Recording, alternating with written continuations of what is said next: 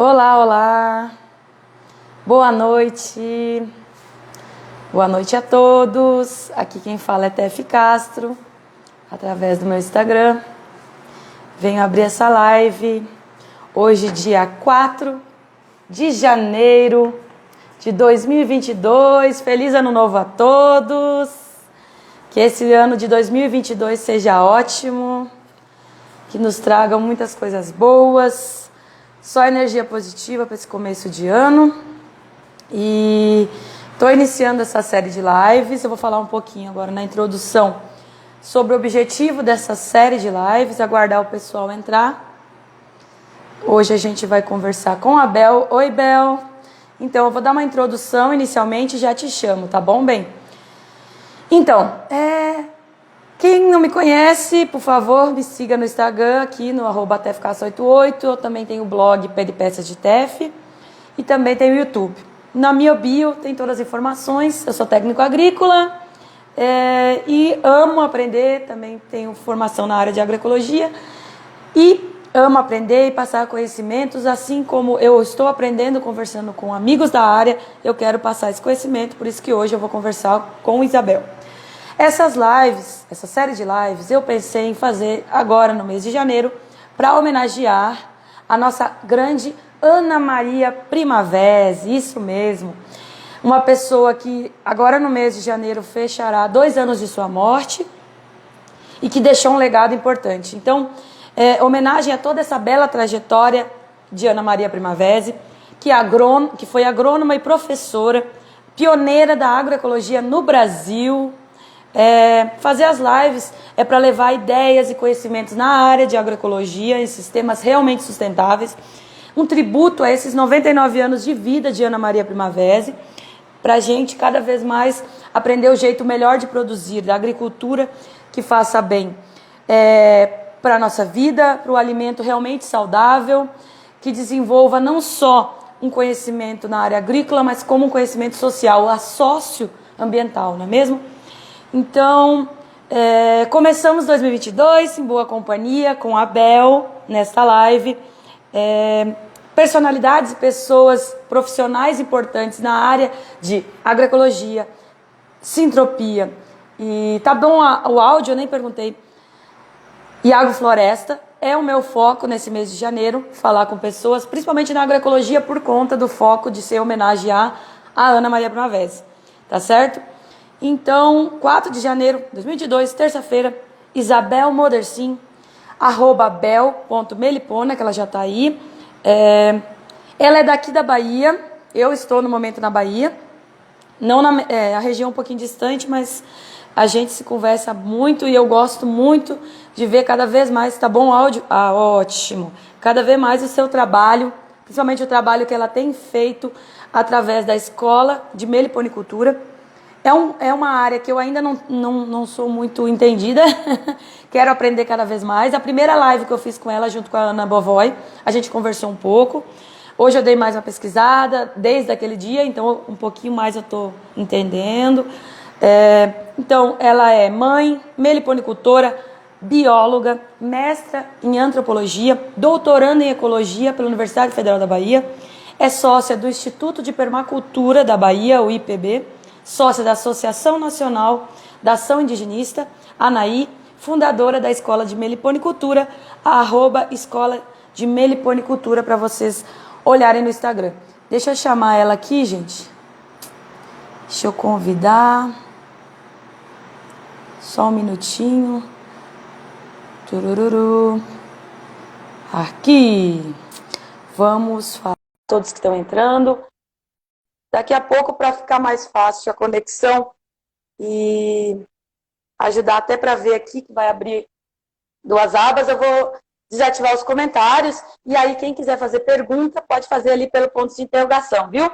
Oi, Bel, tudo bom? Boa noite, Tef. Tá me escutando bem Boa aí? noite. Tá bem boa a imagem. Pronto, deu certo. Ai, que bom. É que a gente estava conversando agora há pouco, galera, e a Bel disse, será que a conexão vai dar? E vai dar, ficou muito boa a imagem, vai dar certo. Boa noite. Felicidades aí. Então, oh, felicidade para você também, esse novo ano que se inicia agora. Eu dei uma breve introdução sobre sua biografia. Há algo que faltou falar, alguma coisa que você queria complementar sobre sua trajetória? Acho que tá legal. É isso mesmo. Bom, eu vou começar fazendo a pergunta assim, referente ao que eu acho interessante, porque eu tinha comentado, acho, na outra live, quando eu estudei zootecnia, eu fugia das aulas de apicultura, porque eu tinha medo de levar ferroada. E aí, a gente poder produzir um mel e cuidar, criar abelhas sem ferrão, eu acho bem mais prático. Então, nesse foco, criar abelhas sem ferroadas é ótimo, não é? Fala um pouquinho aí como é que foi a introdução nessa área de meliponicultura para você. Legal.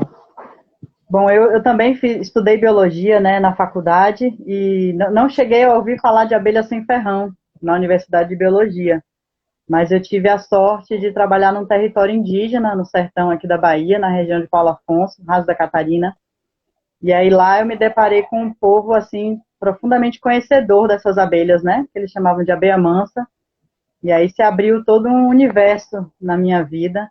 Eles lá, tradicionalmente, são meleiros, né, aquelas pessoas que caçam o mel no mato, e eventualmente botam os cortiços, que é o tronco cortado com o ninho da abelha dentro, na beira da casa, para tirar o mel a cada ano. Então, assim, eu comecei a entrar nesse universo. E aí, depois, fui estudando e praticando essa coisa da criação, como se chama racional, né? Que é uma criação mais moderna, digamos assim, nessa coisa das caixas modulares, no caso das abelhas que eu trabalho, caixas modulares verticais. Então, comecei a descobrir que era uma cultura, uma tradição, um animal nativo, silvestre, e eu sequer sonhava que pudesse existir todo esse universo, né? Claro que a gente, quando criança, vê aquele mosquitinho no muro, que aquele tubinho, depois a gente vem descobrir que ele já está aí, tem essas memórias de infância, assim, mas né, depois que fui estudar na cidade e durante a graduação, isso ficou distante, assim, adormecido. E aí foi nessa vivência que eu comecei a entrar nesse mundo. Bem interessante como você introduziu na área, e interessante que você falou sobre a questão de, como o nome diz, abelhas nativas, né? Elas são toda a relação que tem com a questão indígena. E tudo leva à questão de preservação. Então, abelhas e matas têm estreita relação ecológica. Depende uma da outra. A mata e as abelhas, uma ajuda a outra. Então, fala esse grau da importância da polinização para nós, por favor. Legal. Bom, aquela coisa básica, né? No mundo são mais de 25 mil espécies de abelhas, então uma diversidade enorme, né?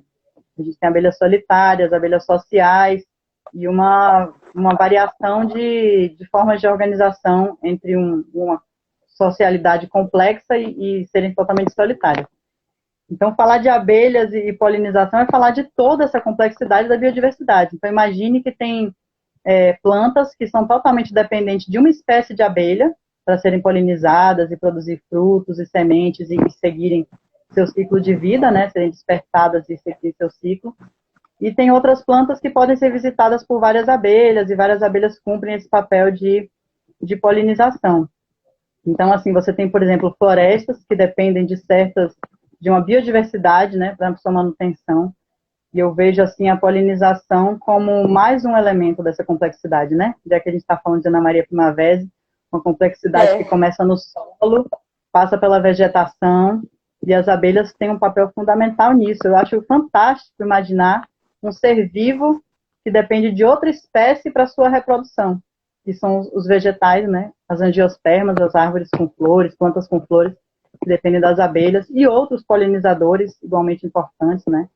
Para a sua polinização. E essa coisa das florestas, né? Então você tem, por exemplo, diferentes biomas, né? Biomas savânicos, biomas florestais, ecossistemas savânicos, florestais, vários, e cada um desses tem ali sua complexidade de relação com várias espécies de animais polinizadores. E as abelhas, nisso tudo, né, nessa evolução da vida, nessa história da vida, elas se especializaram muito, né, em fazer essa reprodução, cumprir esse papel junto aos vegetais. Então, é uma relação muito linda, como eles se comunicam, inclusive, né, vegetais e abelhas, entre aspas, a gente poderia dizer, se comunicam. Então, está totalmente interrelacionado. Verdade. Essa cooperação, você comentou em relação ao foco, como eu falei, de ter iniciado essas lives, ser a parte de agroecologia, essa cooperação e essa ajuda mútua entre os seres da natureza. É muito importante a gente focar e entender que não é um sobrevivendo, um individualista, mas é todos cooperando para toda a natureza funcionar bem. Só um minutinho, caiu um negócio aqui. Aqui tem uma pergunta, Bel. Costa Léo, você acha que as abelhas africanas e europeias competem com as nativas? Esse tema é fruto de estudo, né, de muito tempo, assim, entre biólogos, ecólogos, né, compete ou não compete. Há uma disputa por recurso, em várias circunstâncias a gente vê. É bom dizer, assim, que existem casos e casos na natureza, né, nunca a gente pode bater o martelo, assim. Então, por exemplo, se você tem um ambiente degradado, eu vejo as abelhas africanizadas com bons olhos, assim, elas conseguem polinizar onde a gente degradou a um ponto que a gente não tem os polinizadores naturais ali, porque não tem mais as condições de vida para sustentar os ninhos, o habitat dos polinizadores que estariam cumprindo aquela função. Então, ela pode ser benéfica em certos ambientes, principalmente nesses degradados. Eu vejo que em ambientes florestais, por exemplo, tem estudos que mostram que na Amazônia, na parte mais densa da Amazônia, digamos assim, a abelha africanizada ela já não é tão encontrada, são mais as abelhas nativas mesmo que estão ali presentes, porque não é um ambiente para ela, né? E eu vejo que nesses ambientes de transição, principalmente quando se fala em criação, aí sim a gente pode gerar uma sobrecarga no ambiente, vamos dizer assim, né? Você tem um prato de farinha ali, você tinha as abelhas nativas comendo, de repente você traz outras abelhas, né, como as africanizadas, que são bem populosas, né, são bem populosas e bem generalistas, elas visitam de tudo, e aí você pode realmente ter uma sobrecarga ali naquele ambiente, né, mais gente comendo no mesmo prato de farinha, digamos assim. E aí sim, o comportamento entre as espécies varia muito, né, a africanizada, às vezes a gente vê ela com outra abelha assim, ela chega ali na flor e dá uma balançadinha, empurra a outra de lado, não que não tenha espécies de abelhas nativas que façam isso também, né, a uruçu é bem danadinha, Jairaí é mais tímida, né? Varia de espécie com espécie. Mas eu acho que uma perspectiva interessante, já que a gente está falando de agroecologia, regeneração e produção, né? A gente não pode esquecer que a apicultura é muito importante para inúmeros agricultores, para a geração de renda de várias famílias. Então eu acho interessante a apicultura em ambientes em regeneração, digamos assim, né? Se for pensar, e não levar para a floresta, assim, para áreas de conservação, não fomentar, no mínimo, né? Talvez essa fosse uma perspectiva interessante. Mas sem radicalismo e sem julgamento, né? Cada contexto ecossocial ou socioambiental deve ser visto com especificidade, digamos assim. Eu fiquei muito feliz agora, um comentário aqui da Agrosintropia. Olá, Murilo, muito obrigado por estar assistindo a gente. Ele falou que é importantíssimo esse assunto.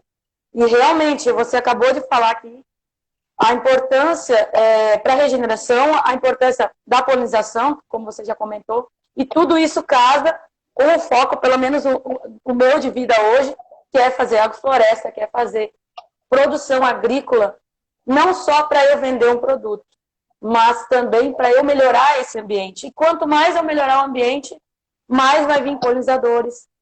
Quanto mais eu reflorestar, mais vai ter vida, e quanto mais vida a gente vai chegar próximo a uma floresta, e você ter uma diversidade de produtos, que você chega na feira, meu Deus, você pode ter tanto produto, como você falou, a importância do mel para venda, o mel para consumo, para cura. Na outra live a gente até comentou, não foi?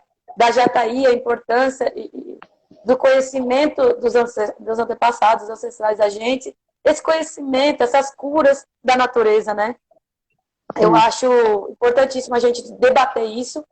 Até aquela frase que tem de Einstein, se não tiver mais abelhas, não terá mais humanos, né? Eu acho que é bem isso aí. Interessante é que até hoje ninguém descobriu onde é que está escrito isso que Einstein falou, mas eu acho legal, acho que é uma boa perspectiva Não pensar sei nisso. se teve, né? Eu sempre leio essa frase, a frase sobre Faz tomara sentido. que. Mas pelo menos dá um susto no povo, pro povo pensar, porque todo mundo respeita a Einstein, né? Eu acho que as abelhas se tornaram uma bandeira, na verdade, né? Elas são uma bandeira e como elas são, assim, um ícone da conexão, da interconexão entre espécies, entre vários elementos, então a gente pode falar de muitas coisas através das abelhas, isso é muito interessante. Né? Mas, assim, Verdade. sem micro-organismos, sem decompositores também, acabaria tudo, né? Imagina sem É decompositores. verdade. É. Nossa, imagina Então, interessante que cada como um é cumpre que uma função aí, um papel. a importância de cada um. Aí você me lembrou um vídeo muito, muito legal para quem quiser se interessar sobre o foco que a gente estava falando, que é a Ana Maria Primavera. Tem muito interessante na internet que ela fez uns vídeos há muito tempo atrás, né? A imagem não é muito boa, mas é muito interessante falando da relação dos micro-organismos no solo e dessa questão dos nutrientes, da vida dos micro-organismos, E eu acho muito legal. Quem quiser, dá uma olhada lá, tem no YouTube. É bem interessante. A imagem não é boa, mas o conteúdo Steph, é importantíssimo. tá me Oi, bem. tá falhando um pouco. Cortou um pouco? Tô te ouvindo. Oi, tá.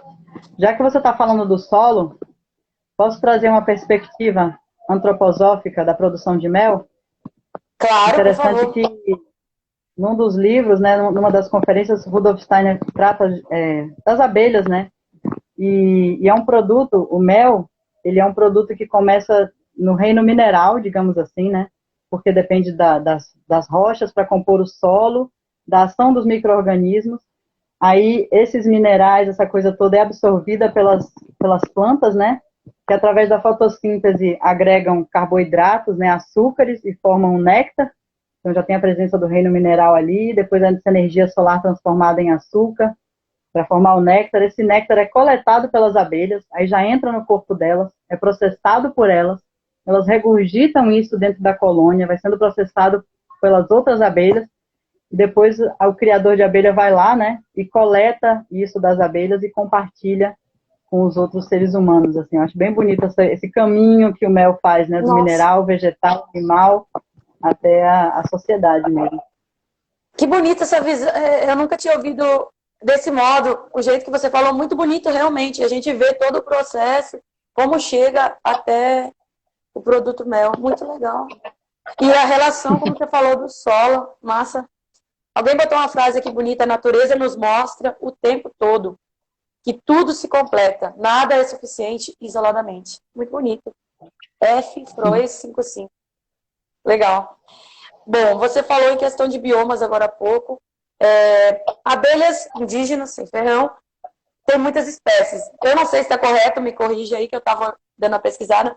Tem em torno de 23 mil espécies em todo o planeta, é isso? De abelhas, né, de modo geral. De abelhas em geral. E 300 nos países tropicais, mais ou menos. É muita abelha. Então, 300 aproximadamente só no Brasil, né? Espécies de abelhas sem ferrão, esse grupo dos Isso, meliponídeos, né? Geral, assim, é. Cerca de 3 mil espécies de abelhas no Brasil de modo geral. Mas esses números estão E sempre sendo atualizados, né? Porque a gente descobre atualizados, né? espécies cada dia. Aí eu estava olhando a questão de que a gente, como um país desse tamanho, é um paraíso de natureza e de bioma. A gente tem o Cerrado, a gente tem a floresta, a gente tem Mata Atlântica, a Caatinga, aqui onde é que eu estou é Caatinga, o Pantanal. E essa questão de transferência de colmeias entre as regiões geográficas distintas, como a visão em relação a isso de pegar uma colmeia de um bioma e levar para outro? Isso que eu queria que você falasse um pouco. Importante essa sua pergunta. E principalmente assim nesse meio que a gente anda, né, Tef, assim, da agrofloresta, da agroecologia, a gente vê que algumas plantas exóticas, elas cumprem uma função muito positiva no ecossistema, né? Mas é muito arriscado a gente transferir diretamente, assim, sem nenhum filtro, isso para as abelhas, para os animais e tudo, porque tem um comportamento diferente, né?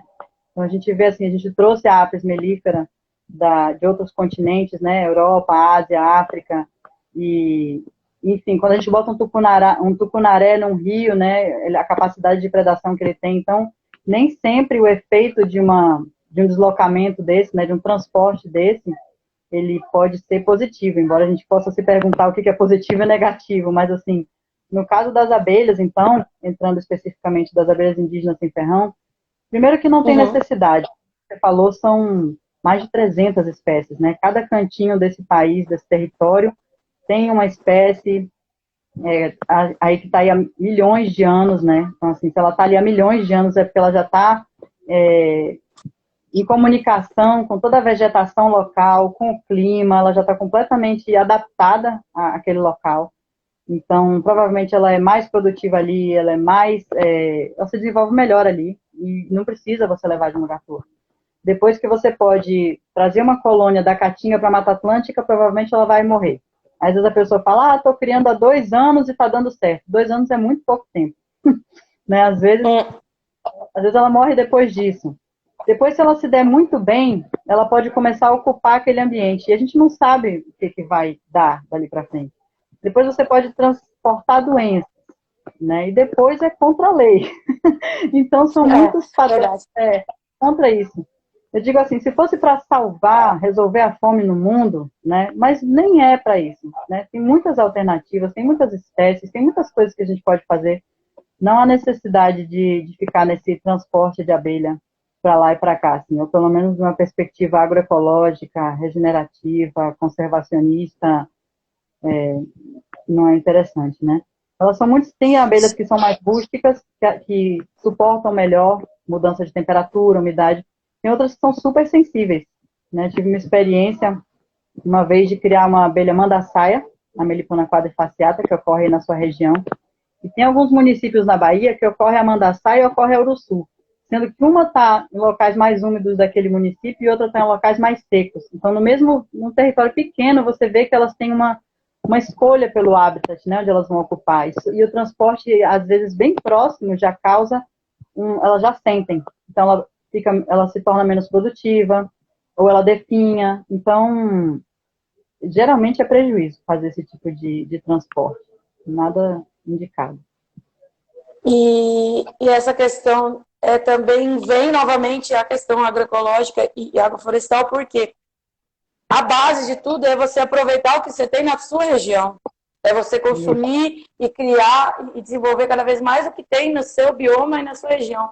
Se temos essa vasta extensão de espécies, a possibilidade de você criar a que está já adaptada à tua região, para que fazer essa transferência, né? É uma coisa, não tem muita lógica. É a mesma coisa da questão do consumismo, os produtos. Tá dando umbu agora aqui, delícia que é umbu. Manga, né? Umbu é uma delícia. Pra que eu vou querer comer morango agora? Lá de outra região, nada a ver. Eu vou comer umbu, né? Já vou comer carambola. Já viu o pessoal falar aí que vai comer umbu até desbotar os dentes? É uma expressão bem comum, né? Eu adoro umbu. Então tem frutas da tua região. Para saber do que a gente está falando. A gente tem que aproveitar o que a gente tem ali, o que já está adaptado ali, aquele habitat, claro. Se quiser trazer coisas que vão melhorar, beleza, mas não é assim também. E eu acho importante a gente sempre focar no que a gente tem. O licuri. Nossa, aqui tem licuri de monte. Então, come a cocada de licuri. Quer um doce, quer uma coisa, vai lá, ajuda. Aqui tem a cooperativa. Então, os agricultores familiares aqui desenvolvem um trabalho muito legal. Então, focar sempre nisso, em dar valor e comprar os produtos da sua região e criar coisas que dão certo na sua região. Eu acho isso importante. As abelhas se acabam na inflorescência do licuri. Dá muito pólen, é ótimo para elas. E floresce várias vezes por ano, né? Era a próxima pergunta que eu ia fazer para você. Daqui da região, eu vou puxar para onde é que eu estou agora, que eu vi que aqui está chovendo bem. Infelizmente, o excesso de chuva causou transtornos no sul da Bahia. Mas aqui para essa região de Caatinga, que chove pouco, tipo, tá verde, tá lindíssimo. E tá produzindo bem aqui. E aí eu ia te perguntar, quais as espécies de abelhas sem ferrões nativas daqui, da onde eu estou, só para quem não me conhece onde é que eu estou, Capim Grosso, uma região não muito longe, entre Feira de Santana e Juazeiro. É uma região muito bonita, de Caatinga, semiárido. E qual as abelhas aqui, se eu quiser criar? Para quem está olhando. Tá. Pronto. Primeiro, para quem está assistindo, né? A gente tem algumas fontes de informação para você saber em qualquer lugar do Brasil que você tiver que abelhas ocorrem ali. Então, a gente tem o catálogo Mori, né, que é uma plataforma na internet, que é o que a maioria das pessoas se baseia, né? Aí tem alguns guias publicados, tem um guia da Bahia publicado, tem alguns catálogos na internet, do Pará, tem em São Paulo também tem listas, tem alguma informação na internet sobre as espécies que ocorrem em cada estado. Agora, com as legislações estaduais, isso está ficando como é que se diz? Mais profundo, assim, um trabalho mais... Ai, me faltou a palavra. Sistemático, né? E para quem está na roça, eu sempre indico conversar com o pessoal que entende de abelha no lugar onde você está. Então, você está em Capim Grosso, procurar saber quem é que cria abelha aqui, quem é que entende de abelha, quem tira mel, né? Esse pessoal vai te apresentar todas as abelhas que ocorrem aí na sua região. E aí, de todo, tem uma outra coisa. Tem muitas espécies de abelhas, mas nem todas são de interesse para a criação. E isso já está bem fácil. Tem as espécies que são de interesse para a criação, ou porque são produtivas, ou porque já vêm sendo criadas há muito tempo, e você já sabe o tamanho da caixa, já sabe qual manejo que você vai fazer. Então, por exemplo, aí na sua região, você tem a mandaçaia, que foi a abelha que eu mencionei, né, que tem um mel maravilhoso, produz um mel maravilhoso. Ela produz um gel própolis, que você faz um extrato de própolis também maravilhoso. Aí você tem a jataí é danada, né, ocorre praticamente em todo o território brasileiro e para além, tanto a norte quanto a sul. Você tem iraí, que é uma abelha super interessante para trabalhar com crianças. Você tem, certamente, alguma espécie de abelha do gênero Scaptotrigona, que é aquele grupo da tubuna, que a Ana cria, a Ana Bovoi cria, que a gente chama de tiúba, mas o pessoal chama de mandaguari. Então, é uma abelha que tem sido bastante procurada agora pela questão da produção de própolis. Então, pelo menos jataí, mandaçaia, alguma Scaptotrigona tem aí para você criar.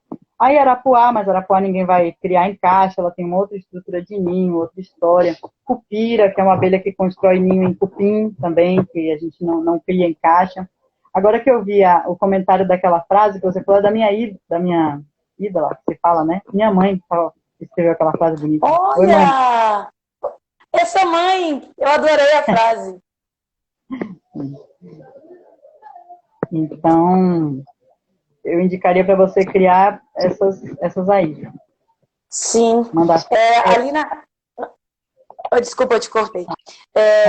Antes de me mudar para a casa que eu estou agora, eu estava ajudando na horta do Padre Xavier, que ele tem a cooperativa, que o foco da cooperativa é a questão do licuri, e eles fazem parte da Slow Food, e referente à mandaçaia. E aí tinha lá algumas caixas com mandaçaia e jataí. As mandaçaias são lindas demais. Nossa Senhora, eu ficava indo lá para ajudar no manejo e poder aprender um pouco com o pessoal que era lá. Eu ia voluntariamente, né? Para aprender um pouco mais também das melipônias. Eu achei muito interessante. E é muito legal o que você falou dos catálogos para a gente descobrir onde é que a gente está e saber qual abelha ciferrões a gente pode criar. Bom, você falou da tubuna. Como é o nome daquela que você falou? Como? Como é o nome daquela abelha que você falou? É tubuna? Eu falei do gênero Scaptotrigona, que inclui a abelha tubuna, canudo, mandaguari, que inclui essas abelhas que geralmente são defensivas, geralmente tem um cheirinho de coco. Essa eu ouvi muito no Rio Grande do Sul. Ela tem incidência lá? Eu ouvi essa palavra. Eu falei do gênero Scaptotrigona. Então são várias espécies. Várias espécies. Porque lá no sul, os gaúchos tinham mania de chamar a gente de tubuna. E aí, elas são bravas, né? Aqui a gente tem... Aqui no meliponário eu tenho a Scaptotrigona xantótica, que aqui a gente chama de tiúba amarela, né? Que é bem brabinha ela. Gosta de enroscar no nosso cabelo. Essa eu já conheci algumas dessas aí lá no sul também. Meu avô dizia... Eu tô só derrubando as coisas aqui, Bel. Oxi, meu avô dizia, vai enrolar no seu cabelo só cortando para tirar. É. Eu Ele posso só fazer assustava a gente. um comentário técnico. Claro, claro, por favor.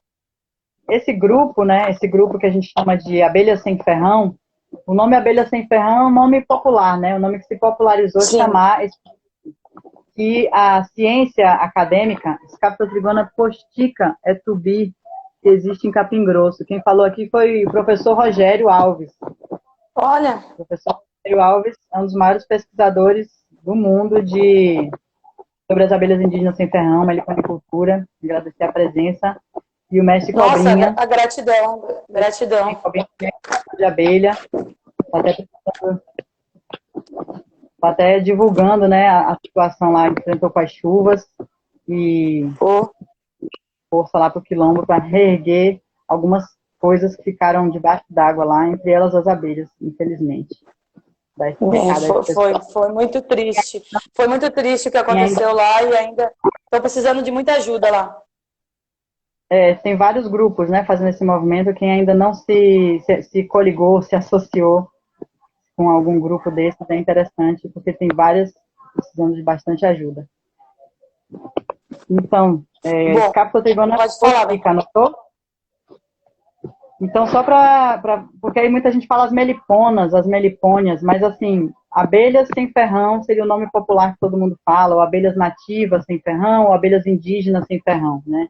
Aí quando você vai para as comunidades, aí no sertão é muito comum falar abelha mansa, então as abelhas mansas, né? Quando você vai para um povo que fala tupi, que fala uma língua de tronco tupi, aí é irá, né? Esse grupo reúne essas abelhas. E para a ciência produzida na academia, né? A gente fala em meliponíneos, que vem do nome da tribo meliponíneos. Mas melíponas não é nem uma coisa nem outra, porque melípona, na verdade, é um gênero, entendeu? Então, só para entendi. Ou popular, abelha sem ferrão, de modo geral, ou fala melípona, sabendo que está falando do gênero, né? Do gênero melípona, que inclui a mandaçaia, a uruçu, tiúba do Maranhão, várias abelhas importantes aí para a meliponicultura. Importante você esclarecer os termos para a gente não falar errado, eu principalmente, para a gente saber corretamente, né, do que a gente está querendo buscar. Para a gente se entender melhor. Se entender, realmente você tinha comentado um pouco em relação às abelhas sobre o ninho. Eu queria saber, assim, por cima, né, porque muitas espécies, como você disse, para falar de tudo, mas como é o ninho, para quem não conhece, para quem quer começar a criação agora, quer se inteirar sobre o assunto, porque é diferente, não é as caixas, como é que é o ninho para a gente poder criar. Tá. A estrutura do ninho, né? É diferente da apis, você quer dizer? Isso. Uhum. Bom, quando o pessoal começa, né, a se interessar pelas abelhas sem ferrão, logo percebe que a apis mellifera ela faz os favos, né? A gente chama de favos, na vertical, e os, vamos dizer assim, os espaços, né? O local onde nascem as crias e o alimento não tem diferença, são aqueles hexágonos famosos que todo mundo conhece bem. E aí, quando a gente vai para as abelhas sem ferrão, as abelhas nativas aqui, aí a estrutura é totalmente diferente, né? O ninho, geralmente, onde estão as células de cria, eu falo para as crianças, né? O berçário ali, o quarto dos bebês, é diferente, né? Um espaço diferente da cozinha, da despensa, onde ficam os potes de alimento. Mulher, essa pergunta é difícil, assim, falando, mas vamos lá, para não usar tantos termos técnicos, explicar a mínima noção. Então, fica diferente. As nossas abelhas fazem potes. E isso agrega muito valor ao mel também, né? Porque são potes de cerume, que é uma mistura de cera com própolis. Então, imagina, aquele néctar, aquele mel depositado ali naqueles potes, absorvendo ainda essas substâncias do própolis. E a cria fica no outro local, digamos assim. Aí tem algumas que fazem invólucro, que são lamelas de cerume, que protegem ali o ninho para ficar mais quente. Tem outras que não fazem essa estrutura. Uma coisa muito bonita é que varia bastante também. Então, tem uma abelha aqui, por exemplo, que ela faz uns cachos, parece um cacho de uva. Cada bolinha vai nascer uma abelha dali, os cachinhos assim, ligados por uns filamentos. Tem outras que fazem um disco, né, tem outras que a gente chama de geometria sagrada, né? tem outras que fazem discos com pilares entre eles, e tem até abelhas que constroem, seriam discos, mas são verticais, parecendo da apis, mas tem também seus potes de alimento ali. E o que vai nesses potes de alimento? Né? Vai pólen, que o pessoal chama de samburá, em alguns, e mel em outros. Então, é toda uma arquitetura diferente. E aí as caixas simulam os ocos das árvores, né? Em geral, assim. Uhum. Agora tem sendo desenvolvidos alguns protocolos de criação de abelhas que nidificam no solo e tal, mas em geral, inicialmente, que eu saiba, aqui pelo menos no território, os caboclos, os indígenas criavam essas abelhas que nidificam na árvore, né? Então, aqui tinha uns cortiços. Uhum. Cortava o ninho e levava para casa, tampava de barro. Então, a caixa, ela mimetiza o tronco das árvores e ela, hoje em dia, é modular para facilitar. Então, você tem um local onde fica a cria e alguns potes, e você tem um módulo onde ficam só os potes de onde você vai colher o mel. Isso facilita bastante a... Bom, isso num dos modelos de caixa, né? Aí tem outros modelos de Sim. caixa. Isso é bonito também, varia muito do local, da espécie e do meliponicultor, né? Do objetivo da criação, do manejo que se faz, então, enfim, do seu objetivo mesmo com a meliponicultura.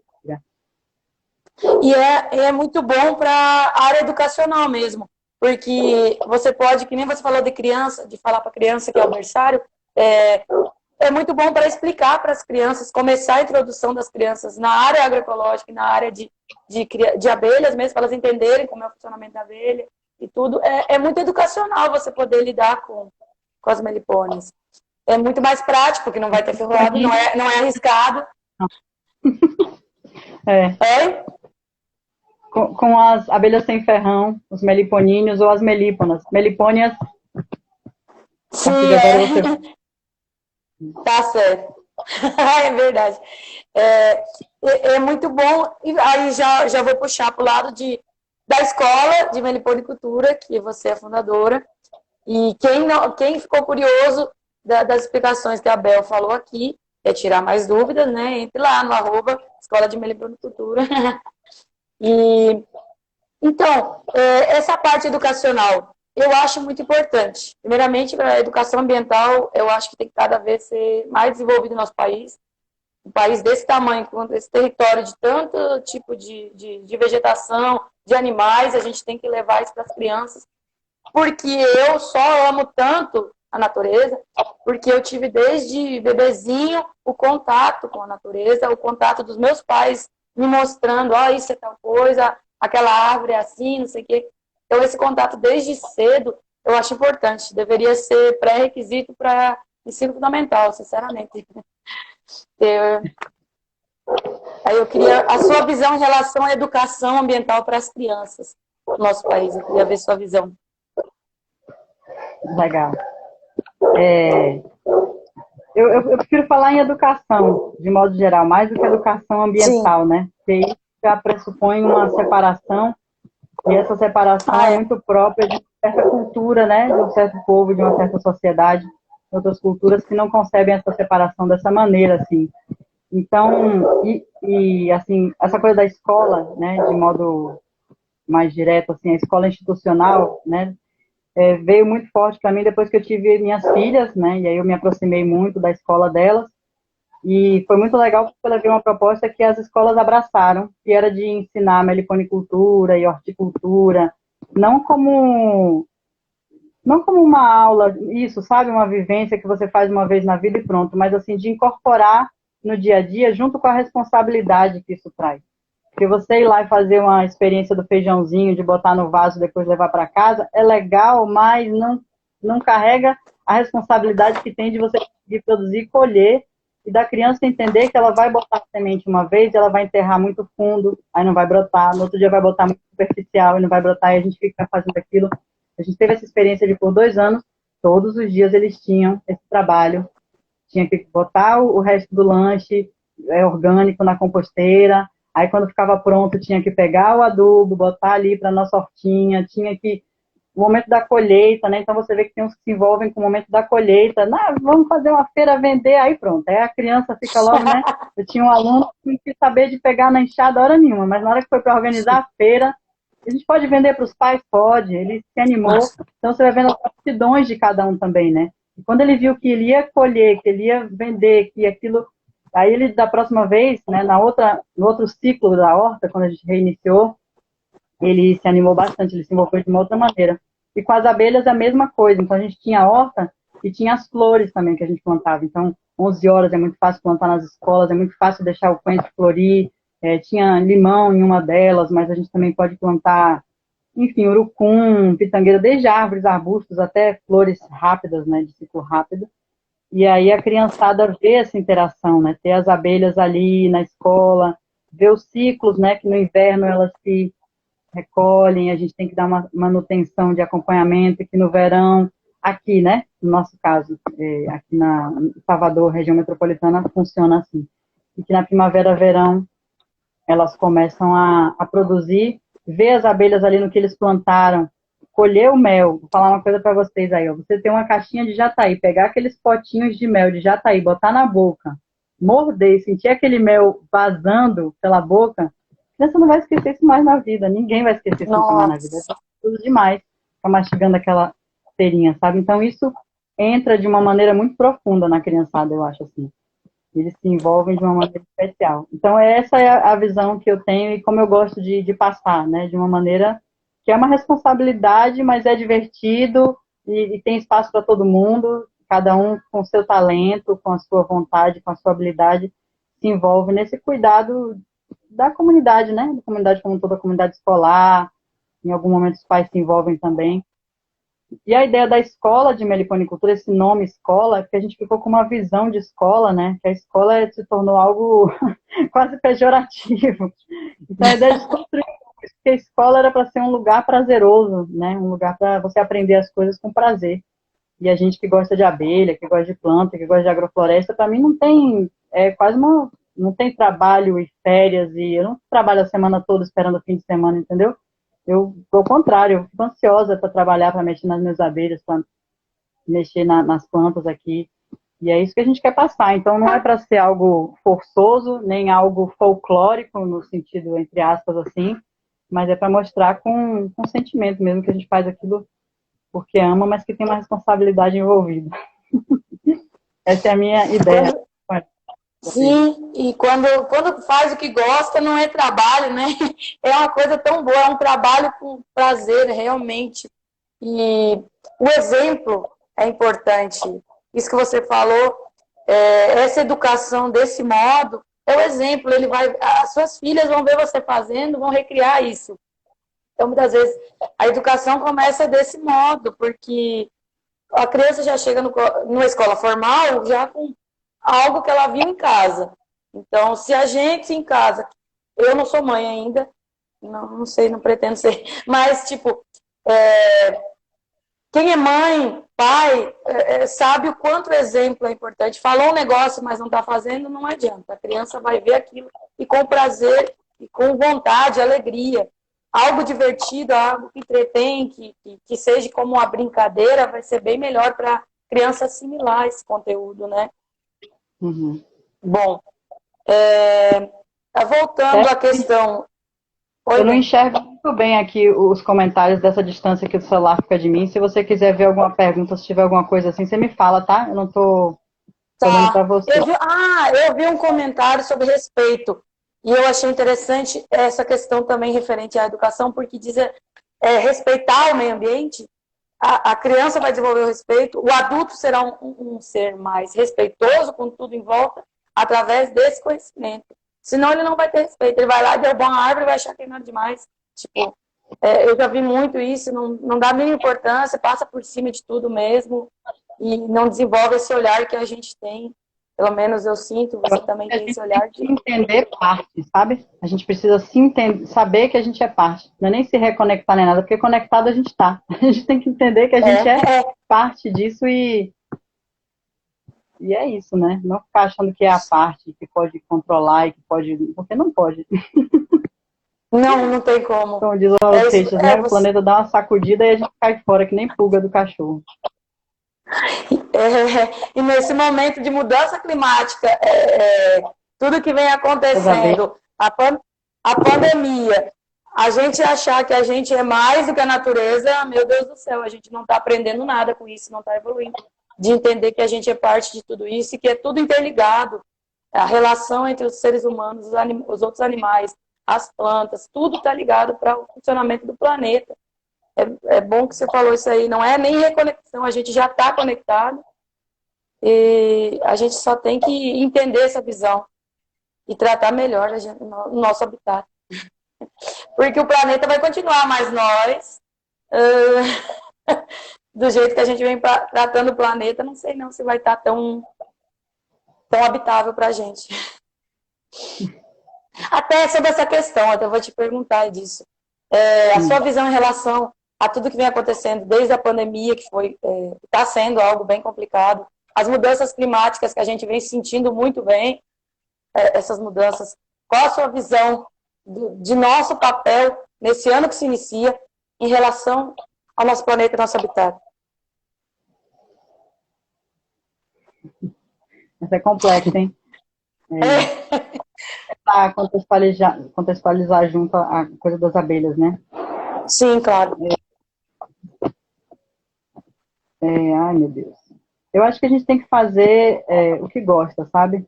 E fazer o que gosta não é fácil. Primeiro que não é fácil a gente descobrir o que a gente gosta, porque são muitas distrações, né? São muitas distrações o tempo todo. É tela, é a propaganda. Então, a maioria de nós, na maioria do tempo, a gente simplesmente vai, né? Vai, cede a pressões. É muita pressão. A gente é valorizado pelo que a gente tem, não pelo que a gente é. Mas eu acho que se a gente fizer o que gosta e fizer da melhor maneira possível, eu acho que isso já é uma grande coisa, sabe? Quando você descobre um chefe. Tô te ouvindo, tô te ouvindo. Eu tava lendo o comentário. Então, eu gosto de criar as abelhas. Então, eu gosto de criar as abelhas e isso é muito bacana porque eu também gosto muito de planta. Aliás, antes de gostar de abelha, eu gostava muito de planta, de árvore. Sou apaixonada por árvore. E uma coisa casa perfeitamente com a outra, né? E uma coisa vai puxando a outra, assim. Uma coisa vai puxando a outra, tudo tem a ver com alimento, tudo tem a ver com saúde, tudo tem a ver com felicidade.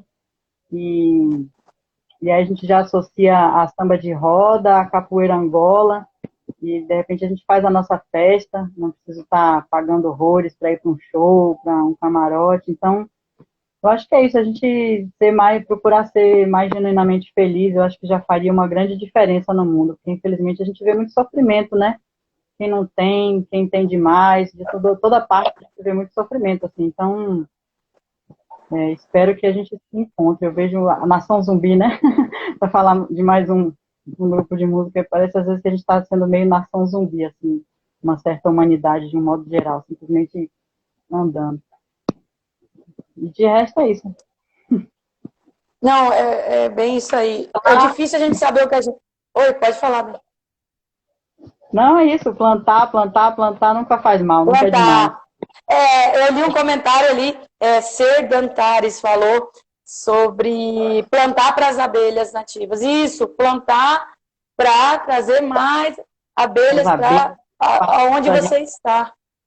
Isso é muito profundo, sabe por quê? Porque as plantas, né, os vegetais, não só os vegetais, mas enfim, os seres que têm clorofila são seres capazes de transformar energia solar em matéria, imagina, em carboidrato. Então, tudo depende dessa galera aí, desse grupo de organismos, né? Então, fundamental. Resfria o planeta, sombra, diversão para as crianças. A importância de uma árvore. Eu sou apaixonada pela agricultura, eu sou apaixonada pela natureza em geral, mas eu amo plantar. E esse comentário me chama atenção por causa disso, porque eu estou vendo pessoas se desenvolverem. E a Ana Bovary fala muito da questão da gente plantar agrofloresta para, muitas vezes, você plantar uma área para chamar abelha, para alimentar as abelhas realmente. Então, desenvolver hoje SAFs, onde você vai fazer SAF já específica, quem gosta e quer criar abelhas, específico para alimentar as abelhas, né? É um ramo legal agora de agrofloresta, eu acho um ramo bem interessante para quem quer fazer criação e ao mesmo tempo plantar, né? É que na verdade é só você se preocupar, né, com as abelhas ali. Então, você tem área de mata suficiente, não tem, o que que dá para plantar ali que vai enriquecer o seu meliponário. Então, se você está do lado de um eucaliptal, você não vai plantar eucalipto, né? Mas se de repente está do lado de uma mata, aí você pode plantar um eucalipto que floresce numa época que a maioria das plantas na mata não está dando recurso para as abelhas. Então, essa é uma ideia legal, fazer um calendário, né, de floração, plantar todos os Boa, estratos. fica massa. Essa é a ideia. Entrou a Aparecida agora ali, ela é da Café dos Tucanos. Quero dar um oi para ela, o trabalho incrível que eles fazem de agricultura sintrópica. Ela e o William, esses dias eu até fiz a live com eles, fazem agricultura sintrópica. É muito importante a gente falar cada vez mais da agroecologia, da agrofloresta, e principalmente dos nossos polinizadores, dentre eles as abelhas. Cada um com o seu papel dentro do sistema, o sistema andando muito bem. Agora, de uma coisa que não tem como não comentar, que é a parte triste da nossa agricultura no Brasil, essa agricultura de uma revolução verde que não foi nada verde, que trouxe agrotóxicos e implementos agrícolas que não eram necessários para a nossa região, na verdade, foram implementos na época que foi desenvolvido para clima temperado e foi trazido aqui para o tropical, e que trouxe os agrotóxicos em larga escala, e até hoje tem a liberação de tantos produtos, tantos venenos sendo usados, e a causa disso é a mortalidade de muitos polinizadores. Eu sou nascida no Rio Grande do Sul, e antes de vir aqui para a Bahia, eu já vi o que está acontecendo. Faz tempo que eu não vou para o Sul, mas a última vez que eu fui para o Sul, não estava dando pera. Não estavam conseguindo produzir pera. Está tendo muita escassez de vários produtos por causa da falta de polinização. E aí eu queria ouvir de você essa questão dos agrotóxicos em relação aos nossos polinizadores, né? Bom, eu não sou especialista nisso, né? Tem vários especialistas nessa área, mas parece evidente, né? Assim, que o coquetel de químicos é letal em vários sentidos. Tem inclusive uma compilação de estudos sobre isso, que tem um prefácio da Vandana Shiva, está disponível na internet, onde eles mostram inúmeros efeitos, né, dos agrotóxicos, desde morte instantânea até alteração na capacidade de localização das abelhas, de reprodução, afeta as abelhas em vários aspectos, assim, e isso é uma coisa interessante, né, porque chamou a atenção, porque as abelhas africanizadas, as abelhas que servem a produção, principalmente, né, tem um papel econômico, uma função econômica de destaque, começou a afetar essas abelhas, e isso chamou a atenção, né, e aí a gente começa a pensar nas abelhas nativas, aí a gente pensa logo nas abelhas sem ferrão, mas tem inúmeras espécies de abelhas que estão morrendo silenciosamente, e se afeta uma abelha social populosa, imagina o estrago que isso não faz nas abelhas solitárias, né? Em abelhas que, de repente, coletam recursos durante uma época do ano, em lugares frios, como você mencionou aí, Rio Grande do Sul. Então, naquela época que elas estão coletando, elas podem morrer ali, né? E então, as abelhas que servem para a gente estão chamando a atenção para um caso muito mais grave, né? Mas isso o buraco é muito mais embaixo, né? Que faz mal à saúde humana, faz mal a inúmeros outros animais, contamina o solo, água, enfim, é uma coisa. A Kel Carson lá atrás, né? Da Primavera Silenciosa, inúmeras pessoas estão falando, isso é completamente ilógico. A gente está adoecendo nas gerações futuras, presentes e, enfim. Mas no caso das abelhas, então a gente tem que tomar muito cuidado. Quem cria abelhas na cidade, por exemplo, né, tem o fumacê, é um agroquímico, né, que pode afetar as abelhas, então você tem que ter esse cuidado de fechar suas abelhas, se você souber que vão passar com aquele fumacê, para não contaminar as bichinhas. Se você mora no meio rural e quer criar abelhas, tem que estar atento. Se você tem um vizinho que aplica defensivos, né, um plantador de café convencional, citros, o que quer que seja, né, a maioria hoje em dia usa. Então, ter esse diálogo para, pelo menos, poder fechar suas colônias, suas caixas de abelhas, né? Mas isso é uma coisa meio paliativa e não é o que vai resolver a situação, né? O certo mesmo seria transicionar ou fazer essa transição para outros sistemas de vida, não de morte, né? Boa frase, fazer sistemas de vida, produção de sistemas de vida, não de morte. É verdade. A monocultura que impera em grandes regiões aí do nosso país ainda, cada vez mais crescendo e desmatando, não só a agricultura como a pecuária influencia muito no desmatamento. A monocultura é uma coisa ilógica, nunca me entrou na cabeça. Eu não sei, eu acho que desde criança eu não consegui querer produzir em monocultura, não. Aqui tem um comentário interessante, ó. Rosa do deserto Itapuá. As abelhas polinizam grande parte das plantas, sem elas não teríamos grande parte das frutas e legumes. É verdade. A polinização delas que auxilia para a gente ter muitos produtos aí. Certeza. Dá um oi também, professor Ricardo, professor querido, orientador, na pesquisa de doutorado. Prazer. Oh, gratidão aí por estar assistindo a gente, viu? Por estar aqui nesse momento. Agradecer a todos que estão aqui entrando e olhando essa live. Ela vai ficar gravada. Deixa eu ver. O papo tá bom, eu nem olhei para a hora. É verdade, todo mundo que entra, né? Né? Dá vontade de dar oi para todo mundo. Eu tenho essa mania também. Ai, ai. Eu nasci no Sul, mas eu sou bem baiana, porque eu sou essa mania de cumprimentar todo mundo, abraçar. Que tem muita gente lá no Sul que é frio, né? Eu sou bem evitado. Eu quero agradecer, então, a todos que estão aí assistindo. Muito obrigada. Quero agradecer principalmente a Bel. Ô, Isabel, muito obrigada. Você sempre trazendo muito conhecimento, trazendo clareanamente da gente em relação da importância dos nossos polinizadores maravilhosos e da criação também. Então, o que você gostaria de complementar a mais? Você gostaria de falar mais aqui para eles? Steph, eu espero que todos vocês tenham um prazer de conhecer esse universo maravilhoso, né? As abelhas indígenas sem ferrão. Tenham o prazer de experimentar esses méis, e é uma coisa assim sem fim, né? Porque você experimenta o mel da mandaçaia, só que o mel da mandaçaia é da florada de malva, e o Márcio, que estava aqui presente, se não me engano, é um especialista em produção, é uma coisa, aí você vai experimentar o mel da mandaçaia de capim grosso, já vai ser outra coisa, aí você vai para o mel da jataí, então é um universo sem fim, que é um encontro único de um ecossistema, de uma vegetação, de uma espécie de abelha, de um meliponicultor, e que a gente possa se encantar cada vez mais por essas coisas simples, né? Assim, tá simples, tá ali do nosso lado. Até na cidade elas estão por aí ocupando os muros e tudo, pedindo para ser vistas, e a gente passa batido. Então vamos despertar mais o olhar e se encantar com essas maravilhas. Ai, muito bom. Até teve um comentário a questão da simplicidade. E é verdade. As coisas mais simples, que se diz mais simples, muitas vezes são as mais encantadoras.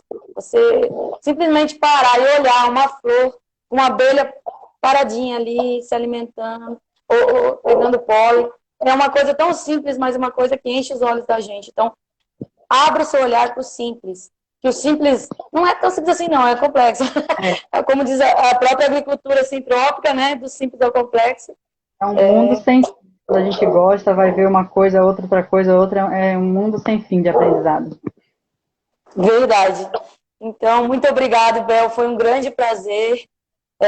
Muito obrigado por estar aí conversando. Tá aqui na Bahia, vem aqui abraço. Quero muito. O problema é tempo. Viu? Eu quero sim, quero conhecer. E quando você passar por aqui, viu? Se você vier para esses lados, venha cá. Tá bom. Um beijo, viu? Obrigado a todos. Viu, teve presente, Steph. Beijo. Beijo, beijo. Obrigada a todo mundo, viu?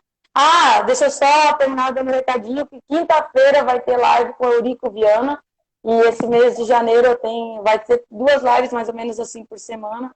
E é para a gente falar cada vez mais de agroecologia, agrofloresta, sintropia, sustentabilidade de verdade. Valeu. Beijo. Tchau, tchau. Beijo.